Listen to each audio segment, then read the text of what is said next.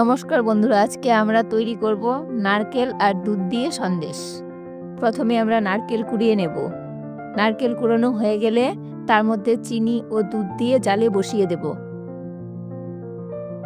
একদম হালকা আঁচে বানাতে হবে, তা না হলে নারকেল লাল হয়ে যাবে। তাই হালকা আঁচে বসিয়ে নাড়াতে থাকব।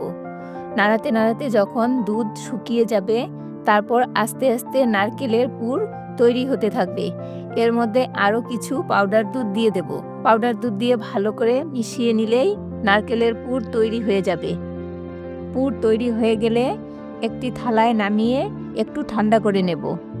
এরপর প্রথমে গোল গোল করে নাড়ুর মতো বানিয়ে নিয়ে ছাঁচে ফেলে দিলেই তৈরি হয়ে যাবে নারকেল ও দুধের সন্দেশ।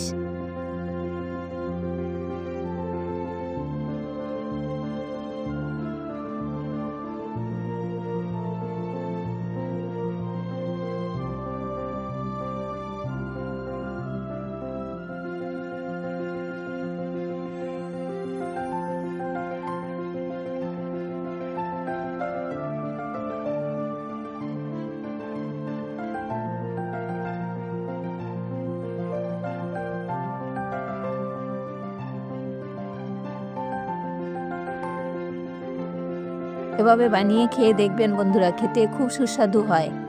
বন্ধুরা, রেসিপিটি ভালো লাগলে লাইক ও কমেন্ট করবেন, চ্যানেলটিকে সাবস্ক্রাইব করবেন।